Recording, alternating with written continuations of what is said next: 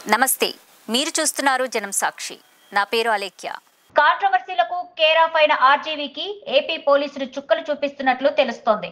గతంలో వ్యూహం సినిమా నేపథ్యంలో ఆయన చంద్రబాబు నాయుడు, మంత్రి లోకేష్, ఆయన సతీమణిపై వివాదాస్పదంగా పోస్టులు పెట్టిన ఘటనపై ఒంగోలులో కేసు నమోదైంది.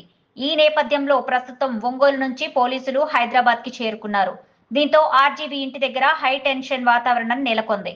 గతంలోనే తమ ముందు హాజరు కావాలని ఒంగోలు పోలీసులు ఆర్జీవీ ఇంటికి వెళ్లి మరీ నోటీసులు జారీ చేశారు. ఆర్జీవీ మాత్రం తాను సినిమాల వల్ల బిజీగా ఉన్నానని, విచారణకు మరింత సమయం కావాలని తన లాయర్తో పోలీసులకు రిక్వెస్ట్ లెటర్ను పంపించారు. మరోవైపు రామ్ గోపాల్ వర్మ ఈ కేసులో అరెస్ట్ నుంచి తనకు స్టే ఇవ్వాలని కూడా ఏపీ హైకోర్టును ఆశ్రయించిన విషయం తెలిసిందే. అక్కడ కూడా ఆయనకు చుక్కెదురైంది. ఈ క్రమంలో 4 రోజులు కావడంతో మళ్లీ తాజాగా ఒంగోలు పోలీసులు మళ్లీ హైదరాబాద్ కు రావడం మాత్రం ప్రస్తుతం చర్చనీయాంశంగా మారింది. ఇప్పటికే ఇంకా సమయం కావాలని మరోసారి లాయర్ పోలీసులకు రిక్వెస్ట్ లెటర్ అందించారట.